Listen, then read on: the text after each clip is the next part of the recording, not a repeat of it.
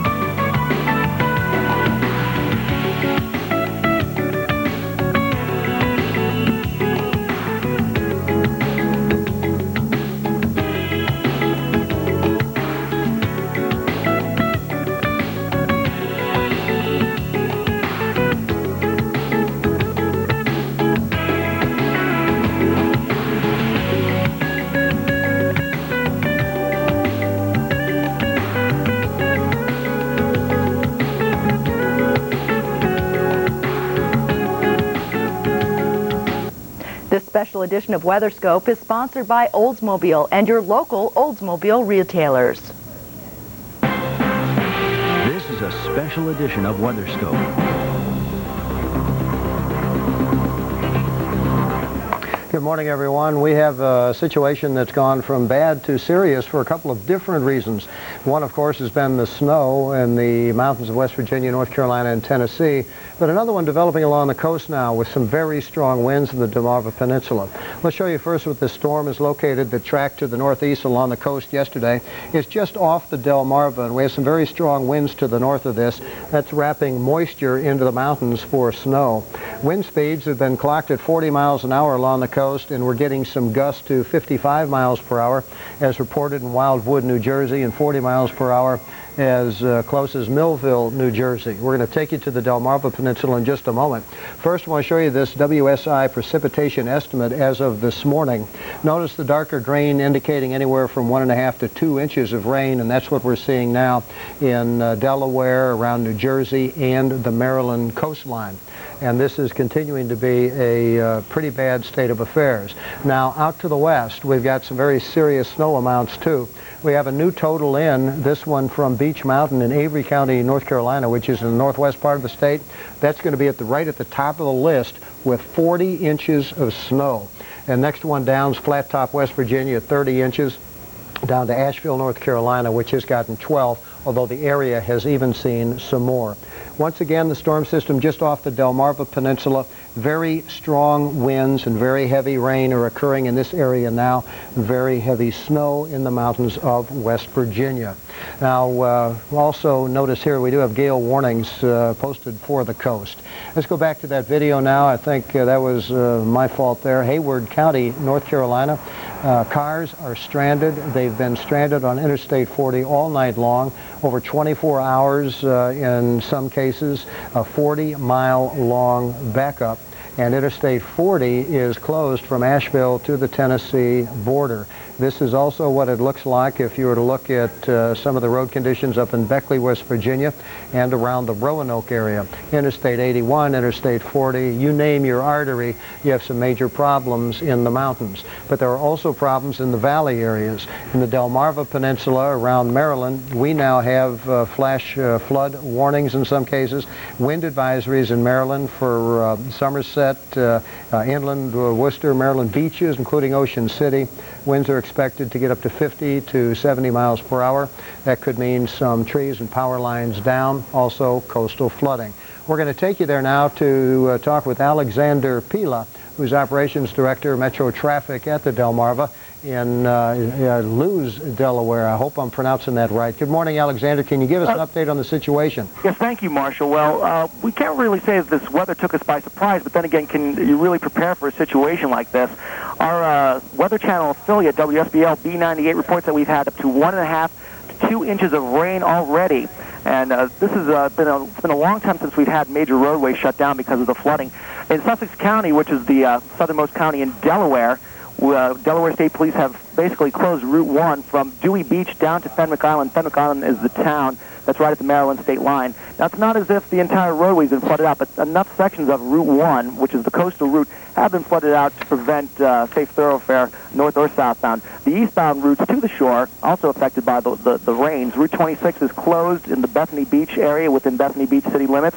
South of there, another east-westbound route, Route 54, is closed between Route 20 and Route 1. Another major thoroughfare, a lot of people travel to take the Cape May Lewis Ferry, and in downtown Lewis we have reports of flooding on Savannah Road, which is also known as Business Route 9. That's going to be just south of the Lewis-Rehoboth Canal. Freeman Highway is looking okay, but then you have deep standing water for the final approach on Cedar Henlopen Road, the final approach to the ferry, so you have to take your chances in regard to that. Worcester County, Ocean City Police request that if you do take one of the two major thoroughfares, there's Route 50 and Route 90, they request that you take Route 90 because sections of Route 50 west of town have been flooded out. Also, downtown Ocean City, south of the Route 50 bridge, were closed because of flooding from Philadelphia Avenue, on Philadelphia Avenue from the bridge to the inlet.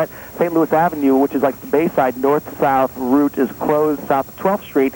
Also, all along Coastal Highway, traffic lights have been blown off the wires on sections of Coastal Highway, which is the major route north and southbound through Ocean City, at the Convention Center, at the Gold Coast Mall, just to name a few. Alexander, thank you very much for that report. We're going to be talking back with you a little later, too.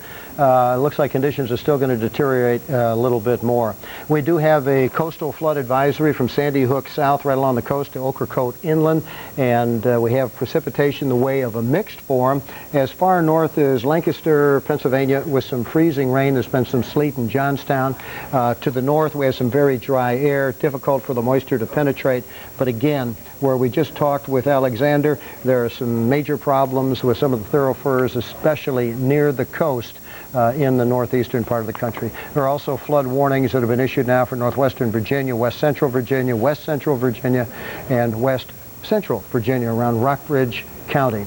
Some of the creeks and rivers are definitely going to be overbankful with this amount of rain that's been falling and some of the snowmelt over the next couple of days. So it'll be an ongoing story. We'll cover it for you. Stay tuned to the Weather Channel. We'll keep you advised. And if you can't see us, then check in with your computer and weather.com for all the latest information. Now for the latest around the country, here's Kristen Dodd back in the studio. And the latest does include a storm that is moving into the Pacific Northwest. Later on today, you could see the heavy rain, the strong winds along the coast, plus snow in the mountains from the system out of the Pacific. Here's a look at the west as our front begins to make its approach. Especially later on today, we are going to see things pick up as we now have a high wind warning that is in effect for the coastline of Oregon. As you could see, those gusts here along the coast near Coos Bay and Florence reach up to 60 miles an hour. Right now at Cape Blanco, the latest wind gust is up to about 45 miles an hour, and that is expected to get more active along with heavy surf that will come crashing in later on today. We are seeing the rainfall now beginning in Seattle. Most of it's fairly light now. Later on tonight, though, we do expect that to pick up as that front comes in. Rain also in the forecast for Portland and also as far south as San Francisco, where you could see the heavy rain tonight. LA, that rain in your forecast by tomorrow afternoon. In the mountains, we'll see 1 to 3 inches of snowfall in the higher elevations of the Cascades ahead of our system, and more snow in store for tomorrow. Right now, Boise, you have 35 degrees, Portland 49, Medford, you have 37, and in Phoenix, you're going to see plenty of sunshine today. You have 53. That fog continues to be thick in the upper Midwest. Our area of low pressure will come swinging through, but not much moisture with it. Maybe some flurries for Minneapolis with a shower or two possible for Chicago. Almost everywhere else we'll just see the clouds. Des Moines, you have 34, 31 right now in Chicago. In Goodland, you're looking at 42. No big problems except a little bit breezy along the southeast coastline today. High clouds filtering in over Texas, but they won't be rain producers. We're looking at 55 right now in Dallas. Little Rock, you have 50.